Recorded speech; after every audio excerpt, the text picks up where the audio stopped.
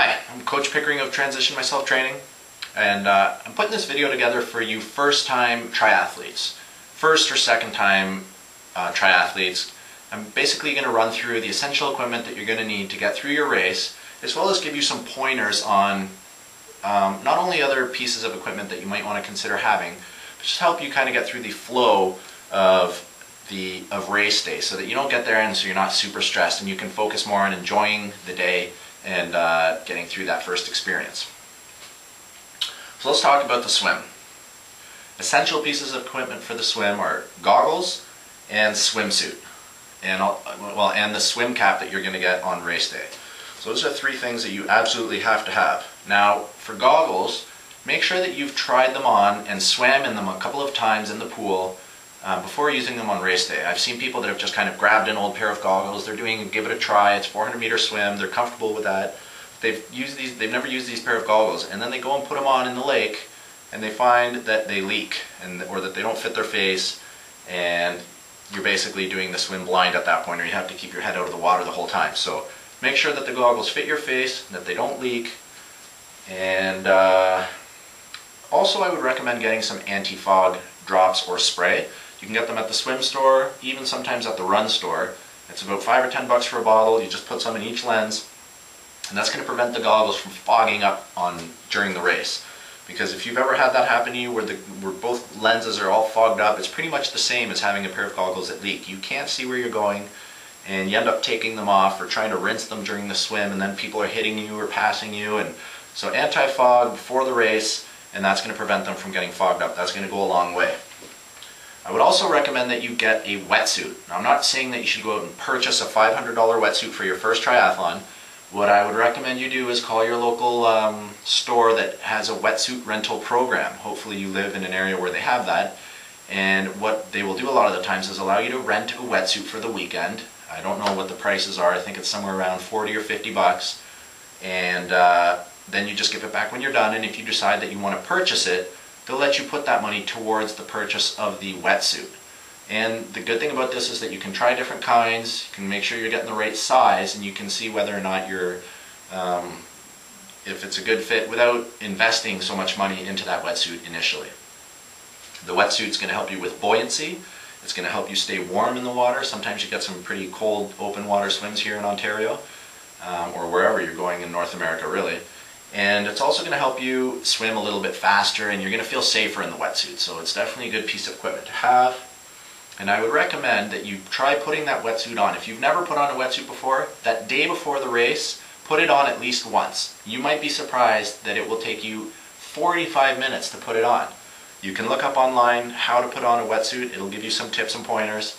Don't do it for the first time on race day in the morning 10 minutes before the race, because you're probably going to end up not wearing it or having it on halfway and then trying to do the swim, and that's not good either.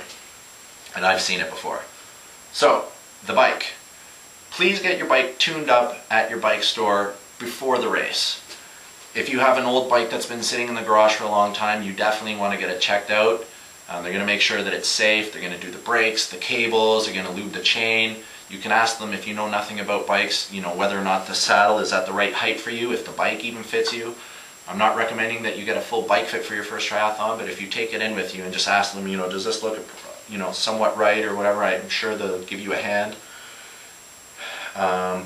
Your bike helmet needs to be certified, so make sure that it is. Don't just grab an old eggshell helmet that's been sitting in the garage for 20 years as well, because they might not allow you to race. The OAT officials will check, and if they find that it's not fit, then you're not racing. So a bike pump with a PSI gauge. PSI just means pounds per square inch. When you're pumping the air into your tire, it'll give you you'll see a little gauge with a number on it. Check the sidewall of your tire for the PSI max, and then you can pump it right up to that number, maybe a little bit less, and that way you don't have to worry about pumping up too much air into your tire and having it blow up on you. Sunglasses are an excellent piece of equipment to have on the bike. They're not necessary, but they're going to prevent bugs and pebbles and things from flying into your eye during the race, which can happen pretty frequently, and obviously you want to protect your eyes. A water bottle cage. If your bike doesn't have a water bottle cage, get one from the bike store. They're super cheap. Your frame of your bike should have on the either seat post or on the down tube should have 2 little holes in it where you can put those screws to mount your bottle cage. And then also, of course, you're going to need a water bottle that fits into the cage, so make sure that both of those things are there. Make sure that if you haven't ridden a bike in a very long time that you have the essential bike handling skills. So mounting your bike, dismounting your bike, braking, right? Making sure that you can brake somewhat suddenly without falling off your bike, and also changing gears. I have seen people do a race before and walk their bike up a little hill. So I asked them, is everything okay? Are you feeling okay? And they didn't realize they could change into an easier gear to get up the hill. So make sure that you understand how to use the bike before you go out and race on it. I would also recommend that you practice just grabbing the water bottle and drinking from it and putting it back in the water bottle cage in a quiet, like on your driveway or in a quiet area where there's not a lot of cars, in a school area, just practicing those essential biking skills. The run is very simple. You need a pair of running shoes and that's it. If you have no idea what kind of running shoe you need, go to the local running store and ask them to do a gait analysis and to check out the arches of your feet. And then based on these different things, they'll recommend a shoe for you. I recommend a hat. It will keep the sun out of your face. It will keep the rain out of your face. And also a pair of dry socks. So you come off the bike and your socks are wet because it was raining a little bit during the bike or because you're super sweaty. You can put on a nice dry pair of socks before going out for the run, and you're probably going to save yourself some pretty nasty blisters. So that's pretty much it as far as essential equipment goes. You can get other things that you don't need. The GPS, the heart rate monitor. You don't need these things for your first race. You don't need to spend $300 on a bike computer that tells you, your cadence and your how far you've gone and what your average speed was. Now, you don't need that stuff for your first race. You can get some cheaper versions of those things for like 50 bucks. You might want to do that, but again, it's not absolutely necessary. So that's it for today. I'll put up another video soon going over race day strategy to help you with the actual race day. So we'll practice going through transition. I'll also make some recommendations on how early to arrive to the race and what things you can do. A little bit of a warm-up, as well as a basic swim, bike, and run strategy to help get you through that first race.